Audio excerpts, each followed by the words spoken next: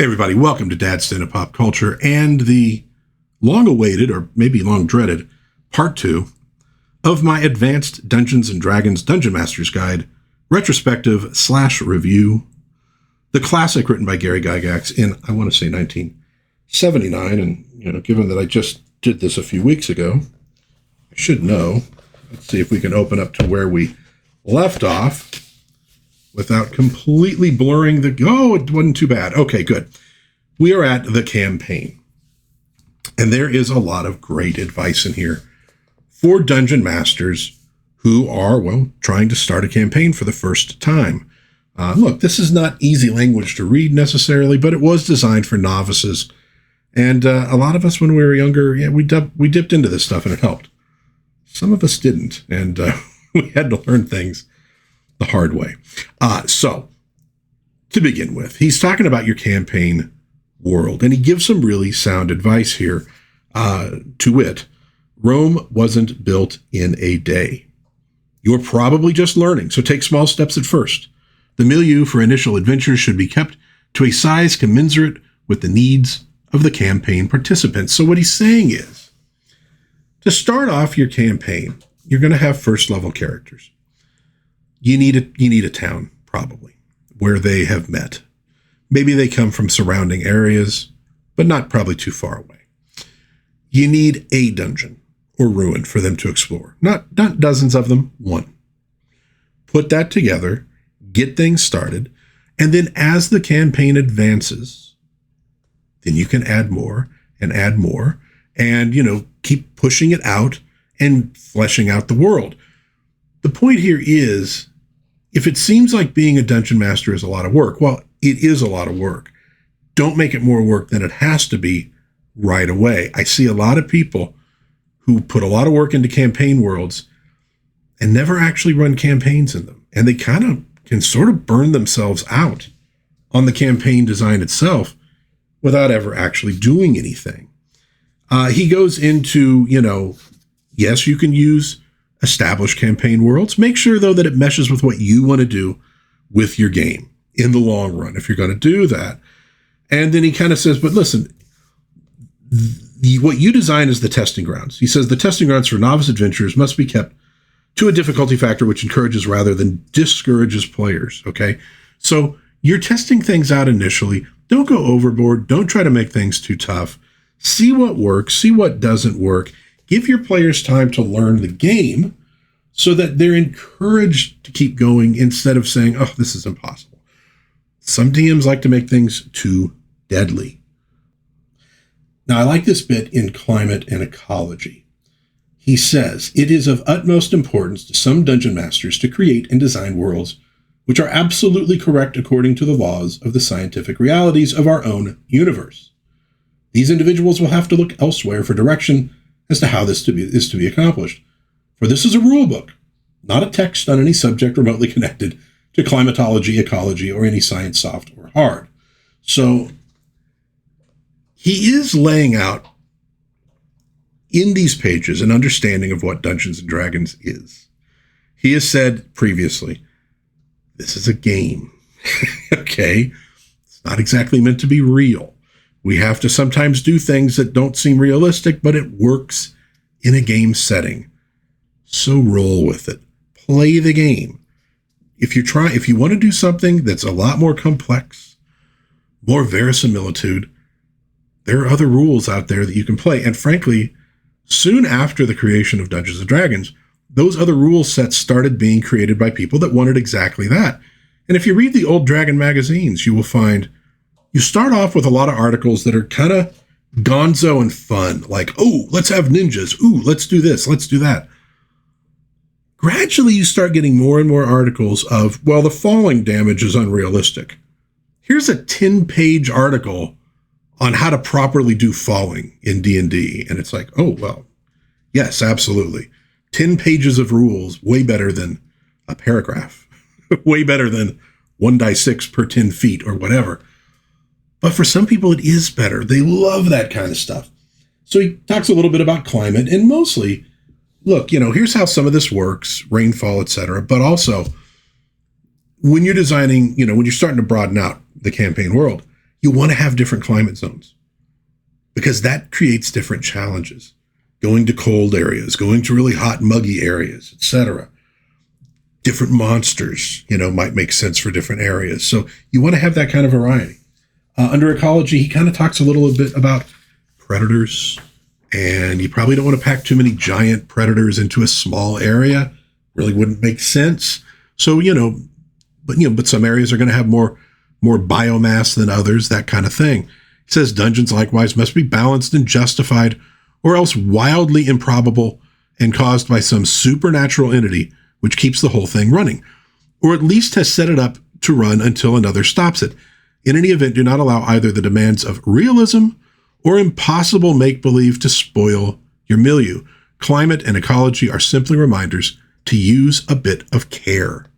He goes into typical inhabitants, in other words, zero-level folks who aren't fighters, to give you an idea of their hit points, their combat ability. Social class and rank in Advanced Dungeons & Dragons. I really dig this. And again, it kind of gets down to the heart of this stuff. There is no random table for determination of a character's social status to be found here. That is because the inclusion of such a factor will either tell you little or nothing of useful nature, or it will abridge your freedom with respect to development of your campaign milieu. So what he's saying is, if we just give you some names, just a base or a number, it doesn't really tell you much. It doesn't give you much to work with. But if we do give you something to work with, we're locking you into a social structure. And you may not want that social structure. You might want to have multiple social structures, right?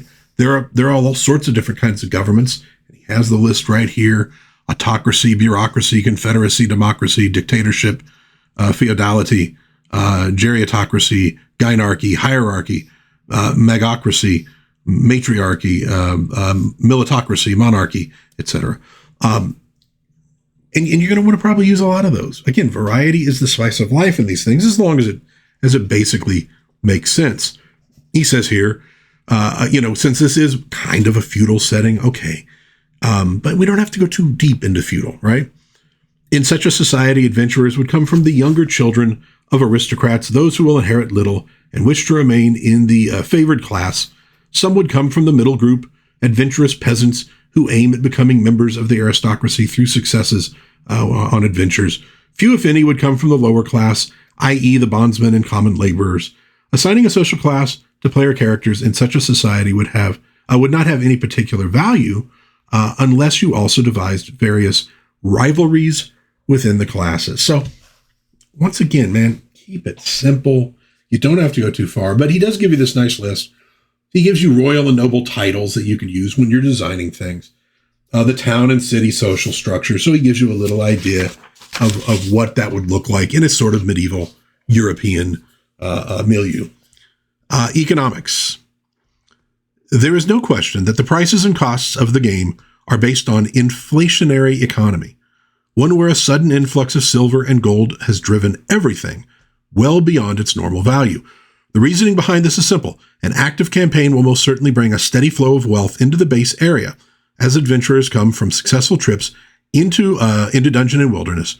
If the economy of the area is one which more accurately reflects that of medieval England, let us say, where coppers and silver coins are usual and a gold piece remarkable, such an influx of new money, even in copper and silver, would cause an inflationary spiral. And he's writing in the 1970s, so he knew something about inflation. So why is everything in gold pieces? That's why. Why are the gold pieces great big coins?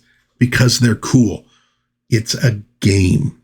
There is a implied sort of meta setting in Advanced Dungeons and Dragons. Yes, you can modify and play with it quite a bit. And a lot of people do that. It's the first thing they want to do. Let me change this. Let me fix this. Let me do all this stuff.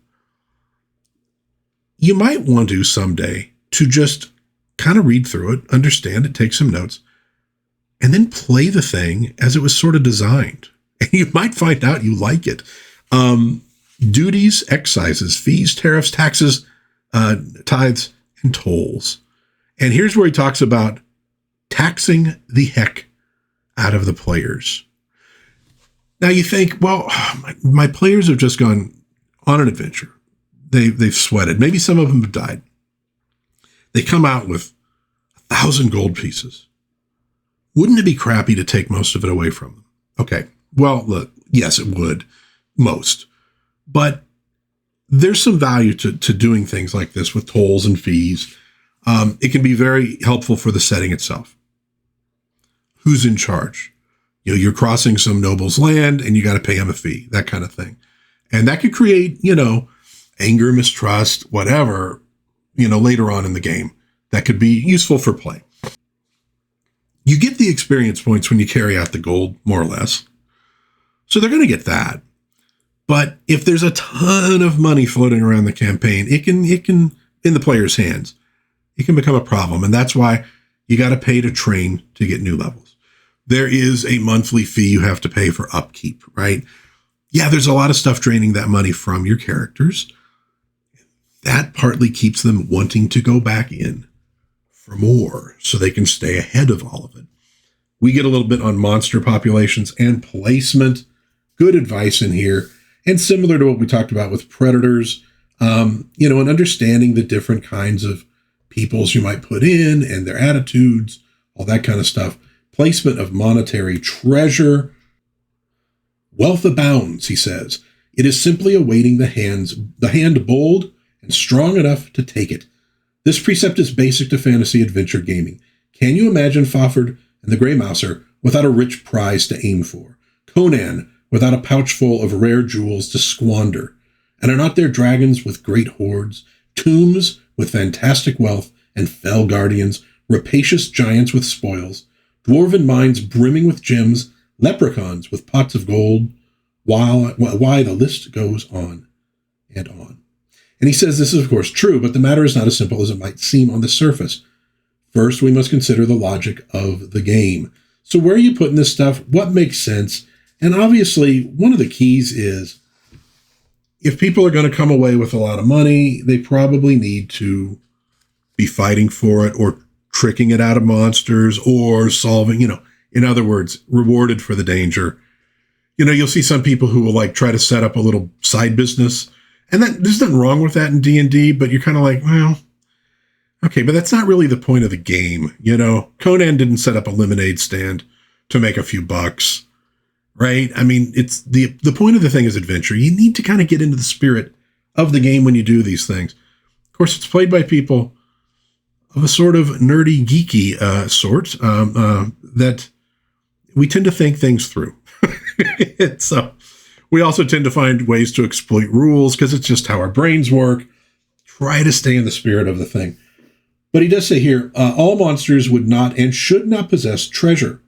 The treasure types given in the monster manual are the optimums and are meant to consider the maximum number of creatures guarding them. Many of the monsters shown as possessing some form of wealth are quite unlikely to have any at all. This is not a contradiction in the rules, but an admonition to the DM not to give away too much. Any treasure possessed by weak, low-level monsters will be trifling compared to what numbers of stranger monsters might guard. I said that badly, but what the numbers of coins that stronger or stranger monsters, oh, it does say stronger monsters, might guard. Hey, come on, I'm in my 50s. I can't see. So when you distribute wealth, keep that in mind, you know, and that's why there's also some rules in terms of experience points of like, you know, no, you shouldn't be able to get to like, you know, name level just by routinely slaughtering kobolds all the time and nothing else. Of course, there was that one bunch of kobolds who were pretty dangerous. Was it Tucker's? I can't remember the name of it. At any rate, but it kind of gives you that idea of how this works. And gives some examples. A pair of exceedingly large, powerful, and ferocious ogres has taken up abode in a chamber at the base of a shaft, which gives to the land above. From here, they raid both the upper lands and the dungeons round about. These creatures have accumulated blah, blah, blah. But it kind of says, okay, this is where it makes sense. And in other places, it won't make sense. Same with placement of magic items. Don't overdo it. You don't want magic items to be just like boring and not special. And he says here, this is, you know, related to actual, you know, some people who ran games about these, you know, high levels of experience and blah, blah, blah. Not only are such Monty Hall games a crashing bore for most participants, They are a headache for their DMs as well, for the rules of the game do not provide anything for such play. No reasonable opponents, no rewards, nothing. The creative DM can, of course, develop a game which extrapolates from the original to allow such play, but this is a monumental task to accomplish with even passable results, and those attempts I have seen have been uniformly dismal. He's throwing some shade here, folks, but in Monty Hall, if anybody younger is listening to this, he had a show called Let's Make a Deal, where you could get fabulous prizes without really doing anything. And so that's kind of where that comes from, the idea of DMs who hand out too much magic. But then he says here, another nadir of dungeon mastering is the killer dungeon concept. These campaigns are a travesty of the role-playing adventure game, for there is no development and identification with carefully nurtured player personae. In such campaigns, the sadistic referee takes unholy delight in slaughtering endless hordes of hopeless player characters with unavoidable death traps and horrific monsters set to ambush participants as soon as they set foot outside the door of their safe house. Only a few of these killer dungeons survive to become infamous, however, as their participants usually tire of the idiocy after a few attempts at enjoyable gaming. Some lucky ones manage to find another, more reasonable campaign, but others, not realizing the perversion of their DM's campaign, give up on adventure gaming and go back to whatever pursuits they followed in their leisure time before they tried D&D. Again, he's throwing some shade. If you're trying to just slaughter the players, you ain't doing it right. Players need to get into the spirit of the game. Dungeon Master needs to get into the spirit of the game. It's not really a contest. Look, we're the DM. We can sit behind our screen. We don't have to show our dice. We can kind of do whatever we want. I once heard it described, I think I've said this on previous things, that playing as a dungeon master is sort of like playing games with really little children, where you kind of have to let them win sometimes so they stay interested. As a DM, if you really want to beat the player characters, you can beat the player characters. There's no challenge to it. You're not going to have a good game, right? So get into the spirit of the thing. Do it right. And, so he talks about, going deeper and finding better stuff, etc. Territory development by player characters. This was such a big part of the game. It was where you were headed. It was why you were adventuring. You're not gathering all that gold just to be gathering gold. You want to get levels, you want to get wealth, and then at some point you want to build a stronghold. And they go into that in the player handbook for each one. And so this goes into how you actually do that. Clearing the wilderness, one hex at a time, right? And he says, once you clear a hex, no, monsters aren't immediately going to move right back into it, because that wouldn't be fair. You wouldn't get anywhere that way. Tells you how often you should check for these things, etc. The way that, once you've managed to clear stuff and build your stronghold, then you can take up residence. He says at such time as a territory has more than 30 miles of inhabited patrolled land from center to border, then only the second type of monster checks, where, it's nothing major, are made, and all unfavorable ones, save one per month, are ignored. In other words, you can develop civilization at a certain point. You're not going to have a dragon rampaging through your territory every 5 minutes, because if you did, you're not going to get anywhere. So he goes into all that for you, tells you about peasants, serfs, and slaves. In feudalistic societies, no person not of gentle or noble birth would be allowed weapons of offense other than those for hunting. Therefore, swords, lances, maces, etc. would be totally banned. Which kind of, earlier he says there's a good chance that if you're an adventurer, you're maybe the youngest of an aristocratic family. Okay, so you would have those things, but, if you're not, and you're an adventurer, yeah, you might be breaking the law a little bit. Okay, but that kind of works. You're roguish, right? But talks about how these folks live, etc. Talks about how an uprising can occur if you don't do a real good job running things. It's a responsibility. Some people look at power as, I don't have any responsibilities. I'm powerful. I can do whatever I want. Wise people know power is responsibility.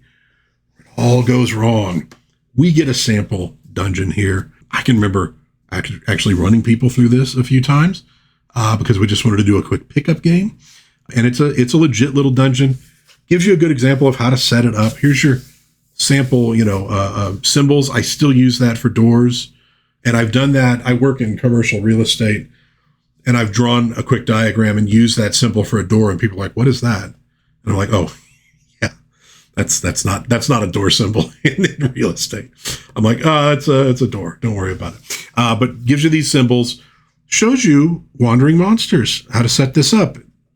Only 4 possibilities on them. I remember when I would do things, you want to do it about once every turn, but then you really got to pay attention to time, right? And what I found was kind of handy, I would often just do the roll when they turned a corner. That's when they're going to suddenly see the monster over here. Not every single tiny little corner, right? But you kind of just plot it out in your mind. They're coming down this passage, they turn, that's a good place to do a wandering monster. They move into this section, maybe you do another roll and see. They turn here, that's a good place to do one. And that way you didn't have to really closely track the time as far as all that goes. There's rules for all this stuff, but I would use a piece of graph paper, kind of mark off the turns.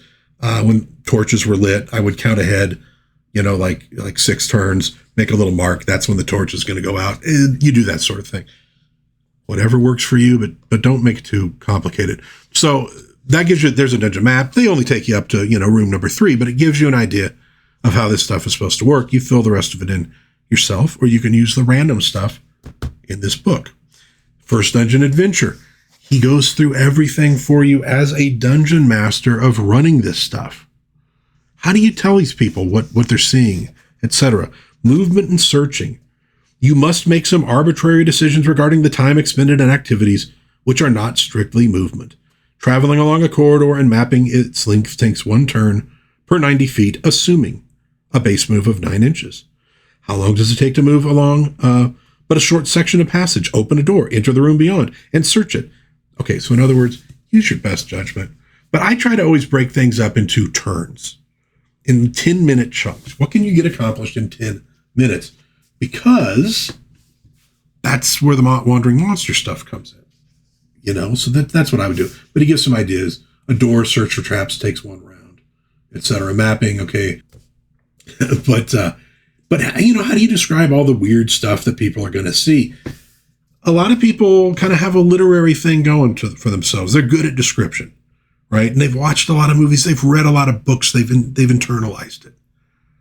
Not everybody can do that right away. You'll learn as you play the game, but you need a little bit of help early on, and that's what he's there to do for you. And he gives you an example of a game between the DM and the I guess lead caller, I think is what the LC is. What are you going to do now? Light our torches and go down the steps. Fine, but I'll need the marching order you will be in. At this point, the players either write down the names of characters. But so it shows here's how you actually run this thing, step by step, and it's a long section, a really long section. So it covers a lot of ground for you. Read this stuff. Even if you have this book, I guess maybe it wouldn't be a new book that you would have, but maybe you're younger and you pick this thing up, a PDF or something like that. And maybe you're going to, somebody wants you to run some other game. Read this anyways, because it still teaches you how to do this stuff. Non-player characters, and boys and girls, we are heading into random table territory. Love the random tables. They can be overdone, but love the random tables. So it kind of gives you some tips on creating these non-player characters, gives you the adjustments for the different races, gives you some basics, minimum score or adjustment to ability dice roll. So in other words, I'm making up a non-player character cleric. Just give him a wisdom +2. Just give him a wisdom +2. Just roll it and give him a wisdom +2. You don't have to go through the whole thing that you do for rolling up a player character. It's okay. It's not going to be quite as important. You get facts, their alignment, possessions, appearance, age, general, etc. In my Nod magazine that I wrote, which you can still get online if you want, all of them have a hex crawl in them. And so I would build these hex crawls for each issue. I'd do about 3 or 4 a year. A lot of encounters on a hex crawl. And yeah, after a lot of issues, I finally kind of burned out a little bit. But the way I would start them was in an Excel document, because Excel has the rand between function. So you can roll a random number, basically. And with virtual lookups, you can then relate that random number to a table like these. And I had a thing set up so that I could kind of hit a button, so to speak, and it would generate this entire giant hex that I needed. The whole thing. Well, what was it generating it from? Stuff like this. Stuff from the DM's Guide, stuff from Judges Guild. A lot of those, yeah. And it would put this whole thing together. I would copy paste it into another Excel table, because everything you did, it would regenerate. Copy paste it, and then go through and pick out what I wanted to do, and I'd throw some stuff out and change things, of course, but it would give me a start. And I would do this kind of stuff for non-player characters. Again, sometimes you change things. You suddenly have something in your mind. This is what I really want. But it kind of helps you generate ideas for things, general tendencies, etc. And he goes through what all of it means very, very quickly, what all of it means. We get sanity. We get height and weight tables. A lot of good stuff in here. Random language determination table, which you could actually use for your player characters too if you needed to randomly determine their starting languages. That would work as well. Special roles of the Dungeon Master: playing henchmen, playing hirelings, playing the monsters, playing other NPCs. You got to play a lot of characters. Whenever players start complaining about like a player character death, just remind them, dude, you guys wipe out like 100 of my characters every game. I don't complain. I mean, I am now, but I don't usually complain. Hiring non-player characters to cast spells or use devices. There's another place money can go. It ain't for free, including the Cure Light Wounds and stuff like that. It costs money. You got to make that donation to the temple. Because, hey, that cleric wants to build a stronghold too, and there's a whole religion behind them, etc. You get the idea. For example, cleric spell requested exercise, cost in gold pieces, 1,000 per level of the spell caster. And I don't remember what level spell that is, but you're paying a lot of money for an exorcism. That's for sure. But it gives you that to work off of, because really, the best way to do stuff like that is to turn it into an adventure. But sometimes you just got to keep it simple, But if there's a way to, exorcise the demon by the players doing X, Y, and Z, that's more fun. But sometimes, okay, we're just going to go pay for it. We got to do it that way. What I think you need to be careful of in D&D, and I think 3rd edition D&D was guilty of this, was just monetizing everything and streamlining it so that it was a little bit like a video game of just click and click and click and taking away, potentially, I mean, obviously DMs could run their games the way they wanted to, but taking away that sort of creativity, the fantastic stuff. I don't really like settings where it's modern world, except it's magic instead of technology. I don't really dig that. It's kind of boring. I want something a little more mythic. I want, that's what I go for. Now, hey, if you dig that stuff, go for it, man. Have fun. But you got to be careful with some of this stuff, but sometimes it does make sense. Monster organization. He says, take notes in your dungeon. How are these monsters organized? How are they going to respond to threats? So it makes sense. And he gives a lot of examples. Use of non-human troops. Demi-human troops are unlikely to serve a human master who is not otherwise supporting a cause of the particular race. Some small number might serve with a henchman of their own race, but not large bodies, blah, blah, blah. But you can get monsters sometimes to serve. They're just not very reliable. But you get a lot of good stuff here on the different monster races. I mean, sort of the, what in Warhammer you'd kind of call the goblinoids a little bit. Bugbear, gnolls, goblins, hobgoblins, kobolds, lizard man, and orc. Got to be careful with lizard men. They'll sometimes stop to eat a fallen enemy or ally in battle. But it tells you, the race of troops, no officers and weak leader, no officers, strong leader, officers and strong leader. That gives you an idea of, how reliable they are, how easy it is to actually hire them. If they're if there's no officers, they're a little bit chaotic. It might be hard to get, make that deal happen. But if they got a strong leader, you can make a deal with him. The compatibility. Remember in the player's handbook, you get compatibility between elves and dwarves and the hostilities and all that. Well, we get that here with the monsters, and they're pretty much always hostile. And also remember, D&D arose from Chainmail and its fantasy supplement, which was wargaming. So the idea of monster soldiers was in it from the very get-go. This is how you can use them for yourself. Construction and siege. Oh my God. I can't tell you, I built a lot of castles in D&D. Never really had a character who was allowed to build a castle or could afford to buy one, but I just designed them because it was fun. But it gets you into underground construction, mining. How much can these different monsters mine? Why do we care about that? Well, because undermining castle walls falls into this category. And that's one way to knock a wall down so that you can invade the castle. Gives you the costs of all these different features of a castle. Yeah, we had fun. Just graph paper, you draw out your castle, figure out what it costs, and then, we didn't have a long enough attention span to ever get that high a level or have that money to actually do it. So if we're building a castle, we got to be able to also tear it down.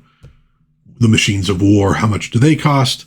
The firing tables, what kind of damage do they do, etc. There's a lot here, and we're not going to go all through it, but it really sets you up to do domain play. Characters are building castles, they're having wars, the orcs are invading and you got to fight them off, and maybe part of that is you have to go find some magic powerful weapon to finally end the scourge of the orcs. You get the idea. It's all there. Conducting the game. Now, we've talked a lot here, or he has, about, running the game and how you do it. But here's some, that was in game. This is out of game. Rolling the dice and the control of the game. He says, look, some of your things you're going to do in secret. And he says it right here. It is your right to control the dice at any time and to roll dice for the players. You might wish to do this to keep them from knowing some specific fact. Okay, great. You also might wish to give them an edge in finding a particular clue, e.g., a secret door that leads to a complex of monsters and treasures that will be especially entertaining. You do have the right to overrule the dice at any time if there is a particular course of events that you would like to have occur. All right. I know that can be controversial for some people. I don't think he's saying do that often, but sometimes you can do that. And he does tell you, look, these are the roles that should always be made in secret: listening, hiding in shadows, detecting traps, moving silently, finding secret doors, monster saving throws, and attacks made upon the party without their possible knowledge. You listen at a door, you don't know if you're successful, right? That was one of the big mistakes often in 3rd edition, the idea of, oh, I failed my listening check, and you knew it. You don't know it in this. So the DM says, you don't hear anything. Yeah. Maybe that means you don't hear anything.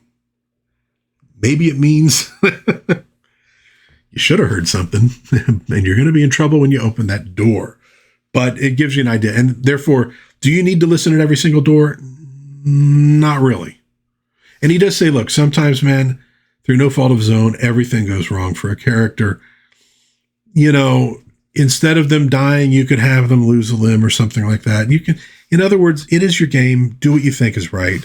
It's okay. You don't have to go strictly by the rules as they're laid down. He's giving you permission to fudge a little bit, but you gotta be really careful with that as a dungeon master.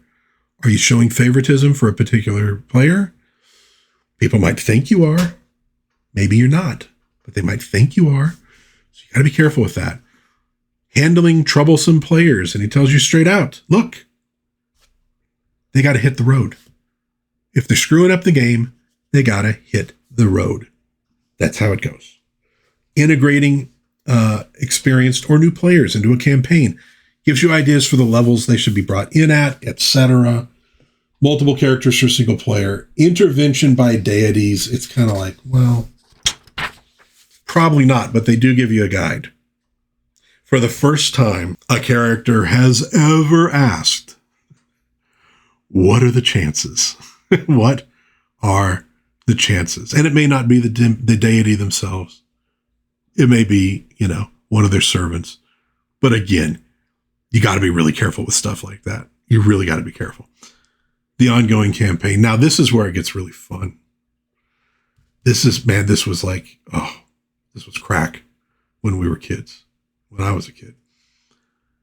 Converting between Boot Hill and Advanced D&D. Converting between Gamma World and Advanced D&D. Now, I didn't have Boot Hill, but I had Gamma World. I always wanted to do this, and I never got around to it. But there were characters, well-known ones, Merlin, I believe, was one of them, who did some cross-dimensional transportation. He was a character who had a 6-gun, for example, and it was very possible, and not too hard to do, really, with Gamma World. But yeah, you can go into these other worlds, have adventures, come back to your own. That was kind of assumed that you were going to do stuff like that. And you can see here's where I wrote down what I thought these weapon classes might mean in Boot Hill. Probably very wrong. And yeah, I wrote in the book with pencil. I wrote in the book. So anyways, the Gamma World stuff, oh man, we wanted to do that so bad. And we never really got around to it. Because again, we'd play modules as kids. We'd play modules and didn't really run real campaigns. But when I got older, it tended to be more grounded in a particular campaign and not jumping all over the place. Magical research. How much does it cost? How long does it take? Remember, these are keys. Logistics is a key thing in Advanced D&D. You got to keep on adventuring to get money because you need money for all sorts of stuff. But then time as well. Time is money. Don't ignore this stuff. And you got to be high level to be making potions, to be making scrolls, to be making other kinds of magic in Advanced D&D. Not like in 3rd edition, where you can start getting those feats at fairly lower levels. Some of them. Because it was a very magic item heavy thing in 3rd edition. Not quite as much in Advanced D&D, although of course it could be. That's why he talked about Monty Hall campaigns, and you might want to do that. But you get the manufacture of potions and how it's done. The manufacture of scrolls. And he gives you ideas for like, look, here's a type of potion. Here's some special ingredients. See, the cool thing about special ingredients is you got to go out and get them. No, don't have a big shop that just sells all the magic ingredients. That's boring. Don't do that. The character's got to go get them. You want to make the potion of delusion. You got to go out and take down a doppelganger or a Rakshasa. That makes it fun. Then it's an adventure. Then, and by the way, then everybody's in on it too. That's good stuff. But you're not clearly supposed to be cranking out magic items like a factory in this game. This is a fun table, potion miscibility. If you mix 2 potions together in your belly, what happens? Yeah, one of them is explosion. I mean, honestly, how much fun would that be? Just to see one of the player characters give it a shot because they're desperate. They just explode. I'm not a killer DM, I promise you. I'm not a killer DM. But that would be pretty funny. Okay, now we're going to be able to fly through some of this stuff because we get to the heavy random tables now of treasure. Random table determination. You got like treasure maps and stuff like that. Where do you find them? Lots of good stuff for that, though. And that's important because that sets up adventures, right? Finding things that lead you on to other dungeons, other possibilities. The monetary treasure, the potions, the scrolls, etc. Some of the great cartoons. Well, either it allows a magic user to throw the various Bigby's hand spells, or it's a +2 back scratcher. So far, we're not sure which. But we have all these, and you have experience point value and the gold piece sale value. Assumes full charges are in item. You see me adding things, probably from Dragon Magazine. I didn't add a lot because, frankly, it wasn't too easy to do. One thing, again, and I talked about this before, right? Here's where we get our artifacts. The artifacts. Axe of the Dwarvish Lords, Baba Yaga's Hut, Wand of Orcus, Throne of the Gods, Machine of Lum the Mad. It's good stuff, man. But how often would that ever come up? Not too often. But look at this. In earlier versions of D&D, the only character that could really be swinging around swords a whole lot is fighters, right? That's kind of it. Clerics couldn't use swords. Magic users couldn't use swords. Thieves come along, they can use some swords. But maybe only the short swords, you know. Of course, any sword can be one of these. But, and they're the, you know, other than clerics, not everybody can use the heavy armors. And those are some of the best armors, are the heavy ones, right? These were special abilities of the fighter. Sword +5, all right? With the other miscellaneous weapons, you got a spear +3, which again, they can't use them. Axe +3. They don't go up as high, you see, as the swords. So being the sword wielder was a special ability of fighters. Now, you add rangers, you add paladins, you add assassins. It's not as special for the fighters at a certain point. But so there you go. We get all the descriptions of the different potions and stuff. Strength equivalent for the giant strength, hill giant stone, frost, fire, cloud, storm, right? Which I think is basically a 25, a 24, a 23, 22, 21, and a 20. Or maybe it's 19 to 24. I can't remember now. Yeah, I think the ogre's 19. Ogre is 19 strength. Yeah. So if you ever wondered what those were, that's it. So we got all the stuff here. I got to be careful of going too fast, or I'm going to blur everything up. But we got all the descriptions of all the magic items. Read through them. If you're going to use them, make sure you know what you're doing. And we're going to get also a whole bunch of stuff here in just a minute on the artifacts. The Book of Infinite Spells. There we go. So with the artifacts, when we get there, it's taking longer than I thought. What can I tell you, man? This thing's loaded.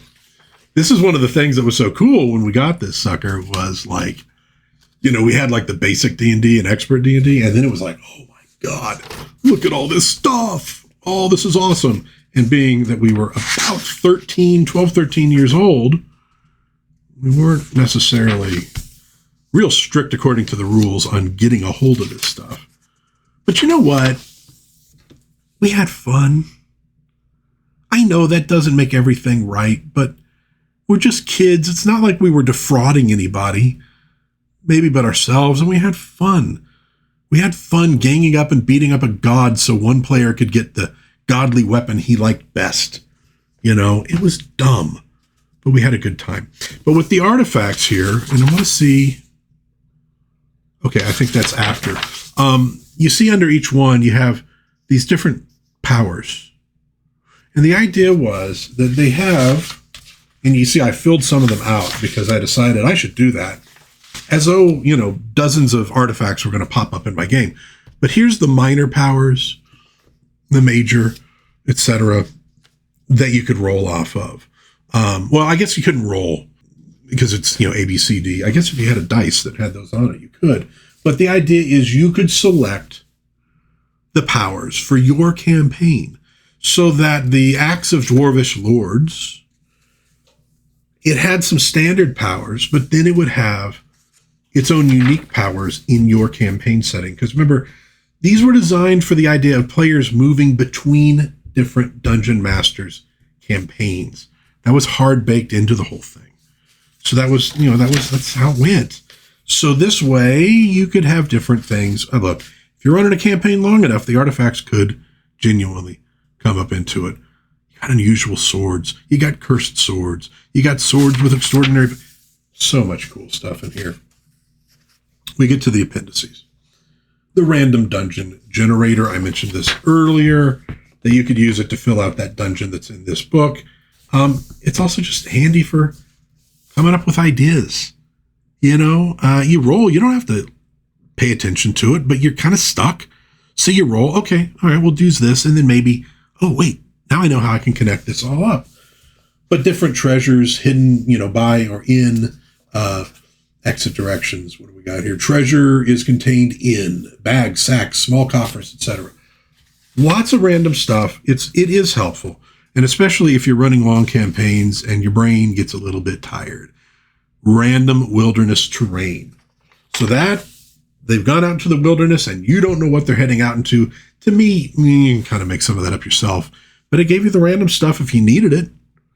Random monster level determination. So you're on the first level of the dungeon. You roll a die 20. On a 1 to 16, you have first level monsters. Level 1 monsters.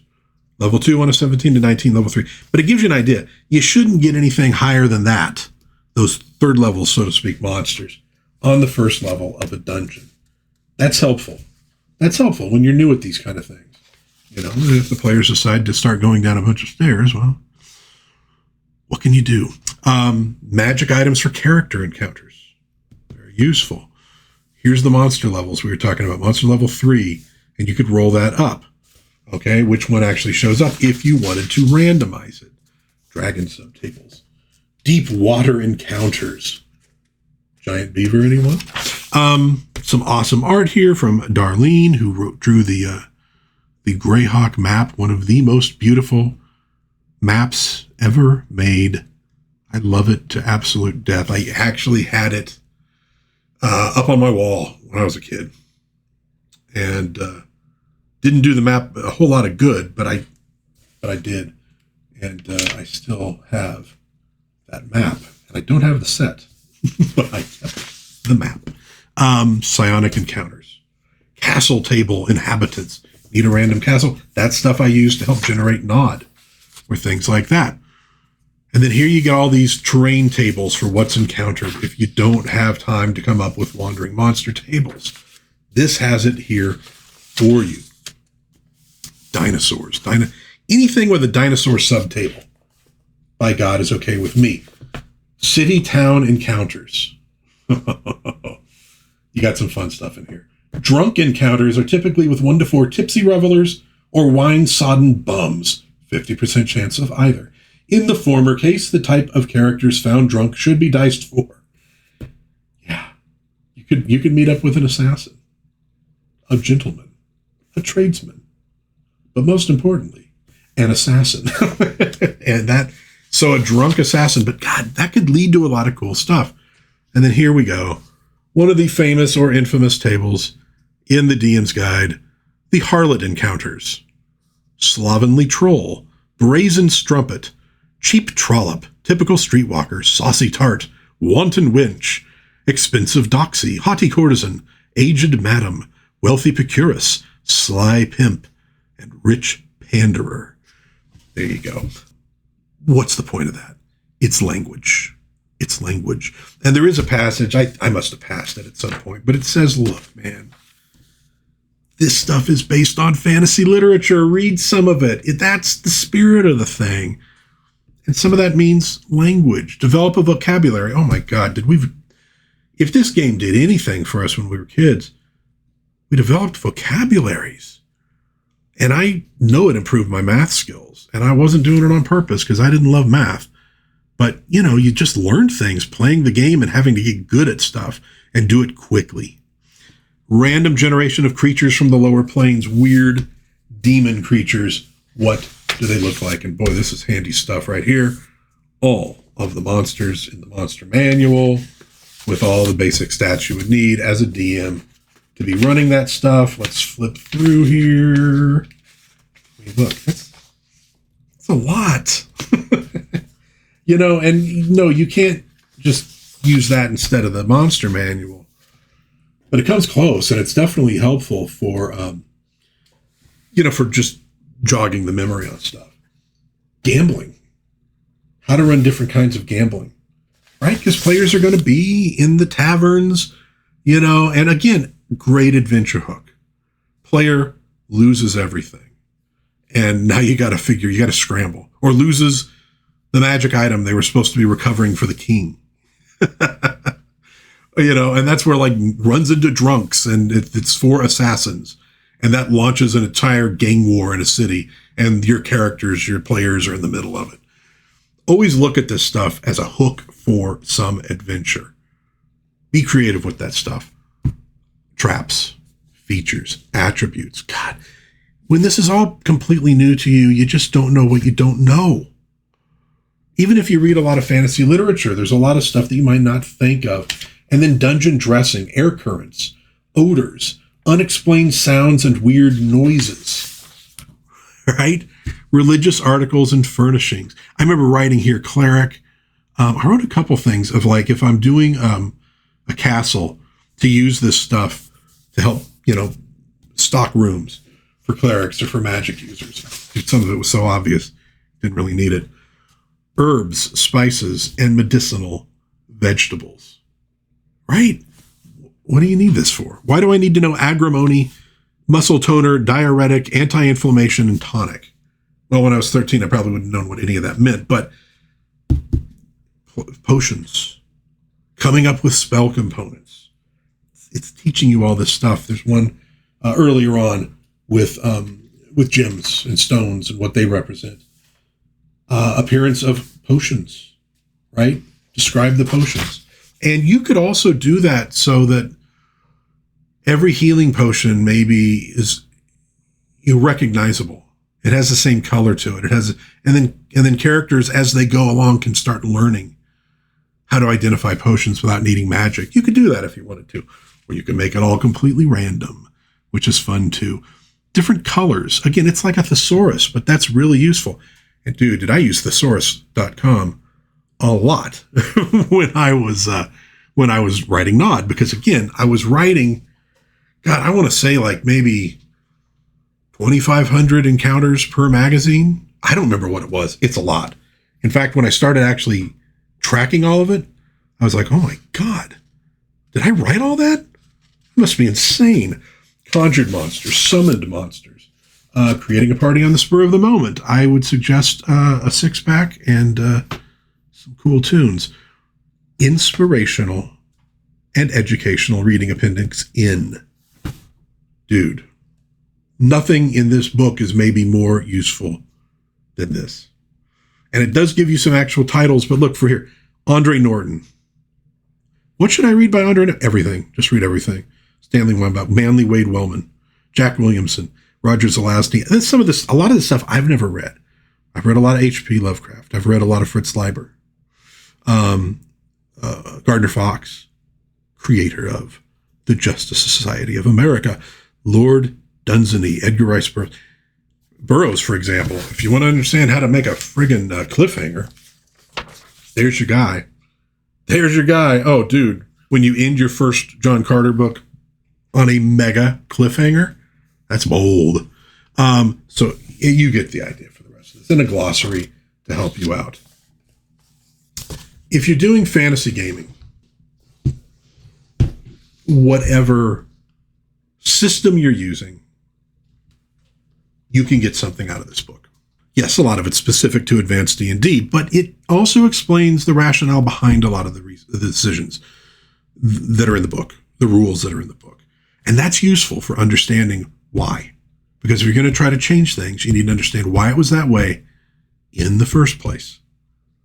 And you need to understand how all the pieces fit together so you don't screw something up by making a change over here, right?